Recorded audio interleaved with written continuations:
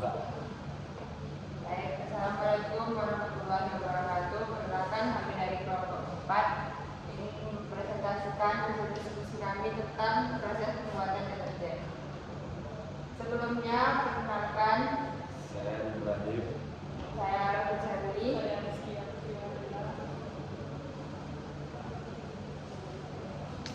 Nah, baik, latar belakang adanya industri deterjen itu adalah pertama itu karena deterjen itu penting untuk keperluan rumah tangga dan industri. Kalau di rumah tangga itu contohnya untuk contohnya buat mencuci.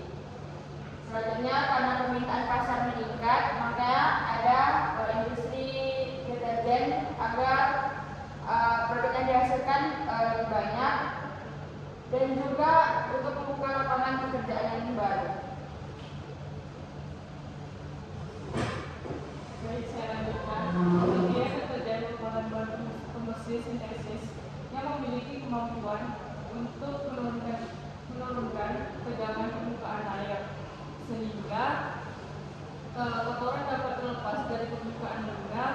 Deterjen tersusun dari bahan utama berupa surfaktan ditambahkan dengan bahan penduduk seperti builder, filter, dan aditif. Pada belakangnya itu, kebutuhan deterjen meningkat seiring dengan pertumbuhan penduduk dan gaya hidup modern. Industri deterjen menjadi bagian penting dalam sektor kimia hilir karena menghasilkan produk konsumsi dengan nilai tambah yang tinggi. Tujuan produksinya yang pertama menghasilkan deterjen berkualitas tinggi dengan komposisi bahan yang tepat. Yang kedua, memenuhi standar mutu seperti pH, kadar air, daya cuci, dan stabilitas. Yang ketiga, menerapkan proses produksi yang efisiensi dan ramah lingkungan. Yang keempat, memastikan keselamatan kerja dan pengendalian limbah industri.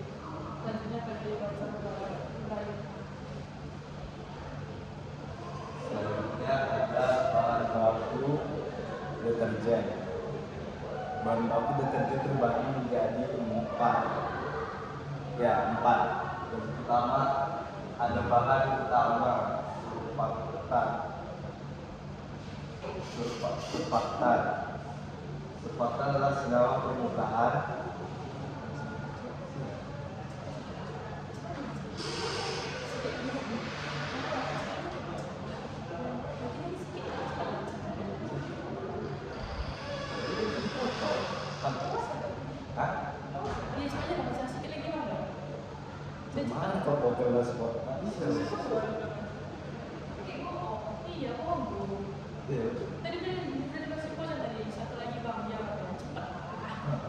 Yang pertama ada surfaktan, bahan utama surfaktan.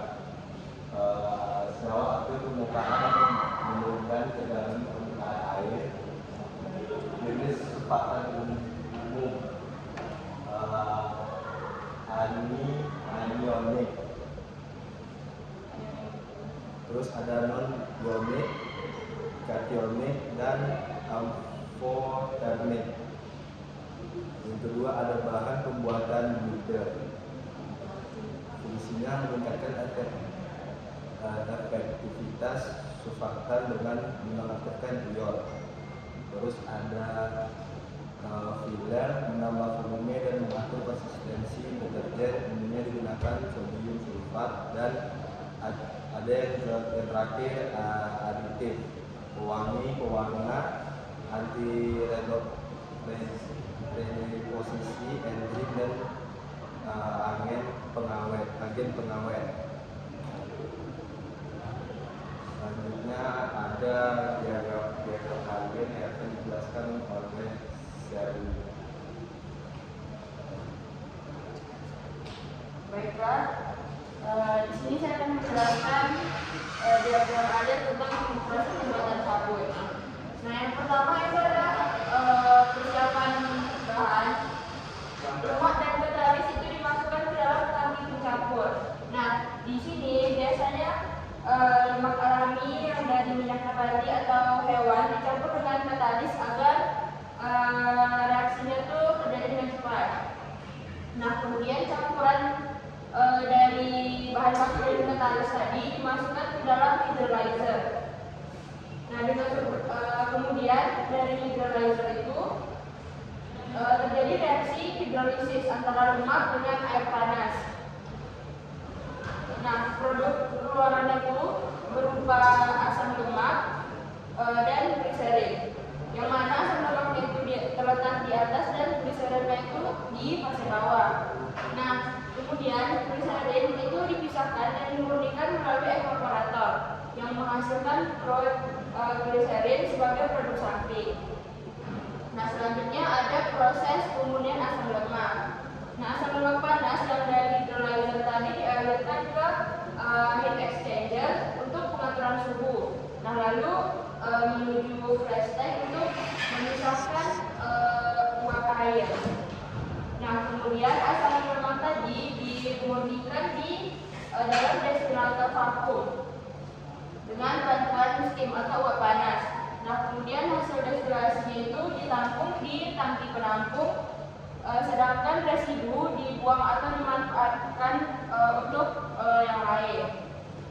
Nah, yang keempat ada proses netralisasi atau pembuatan sabun. Nah, asam lemak murni dialirkan ke mixer, lalu direaksikan dengan caustic soda untuk membentuk sabun atau garam natrium dari asam lemak dan air. Nah, kadang juga itu ditambahkan dengan zat aditif seperti pewangi, pewarna, pelembut, atau bahan aktif lain. Nah, kemudian hasil reaksi dari mixer netralizer tadi ditampung dalam tangki sabun. Nah, proses selanjutnya itu ada pemekatan dan pengeringan sabun. Nah, dari tangki sabun tadi, campuran itu dialirkan melalui pompa yang bertekanan tinggi menuju heat exchanger dan flash tank, di mana kelebihan airnya itu diuapkan menggunakan steam. Nah, tujuannya untuk mendapatkan sabun dengan kadar air yang sesuai. Nah, kemudian untuk pembentukan sabun padat, nah sabun setengah jadi tadi dialirkan ke dalam freezer untuk didinginkan. Kemudian baru masuk ke tahap pemotongan dan pencetakan agar terbentuk batangan sabun sesuai ukuran yang diinginkan. Nah, kemudian sabun masuk ke tahap konvensional atau produk aerated shock, yaitu proses akhir seperti pendinginan, pencampuran udara, atau finishing permukaan. Nah, produk hasilnya itu berupa sabun padat, dan produk sampingnya itu adalah gliserin yang dapat dimurnikan untuk industri kosmetik, farmasi, atau bahan kimia lain. Nah, selanjutnya akan dijelaskan oleh Kia.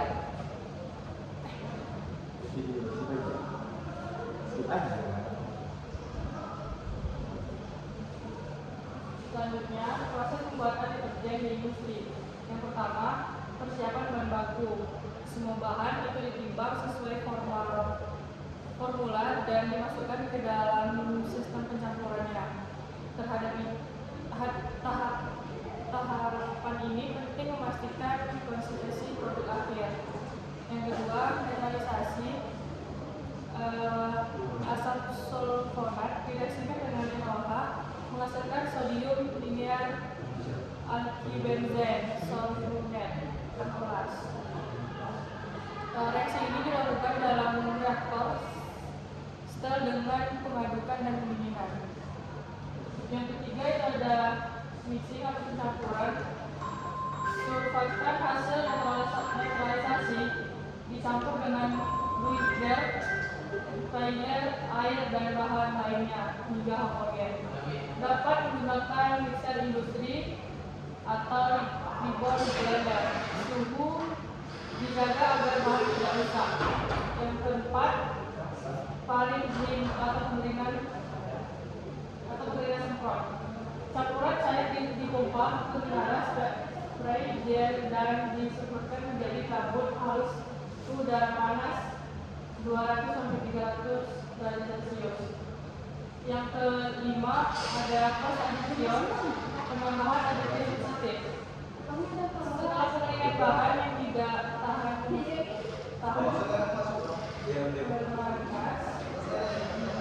pewangi enzim pewarna ditambahkan.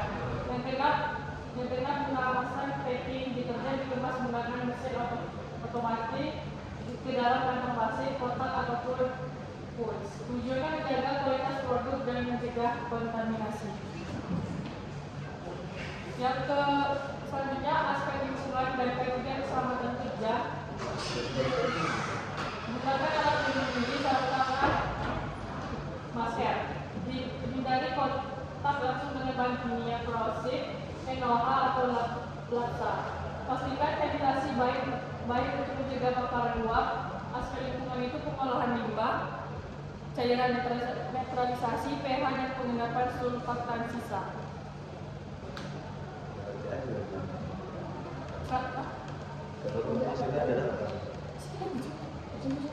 Selanjutnya produk akhir dan pengujian mutu. Yang pertama sifat fisik produk itu warna putih atau sesuai warnanya, butiran dengan butiran homogen, pH netral, sedikit basah, 8-10, daya larut tingginya.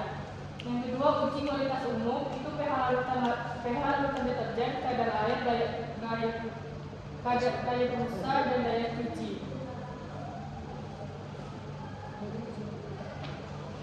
Nah, jadi kesimpulan dari PPT ini adalah operasi pembuatan deterjen industri itu melibatkan kombinasi antara reaksi kimia dan operasi teknik kimia. Nah, tahapan utamanya itu ada netralisasi, mixing, spreading, post edition, packaging. Pemilihan bahan dan penggunaan proses sangat mempengaruhi mutu produk akhir. Nah, penggunaan bahan yang ramah lingkungan dan sistem pembuangan limbah menjadi fokus industri modern. Nah, baiklah, mungkin cuman itu yang dapat kami sampaikan dari PPT kami. Jika ada kurang kami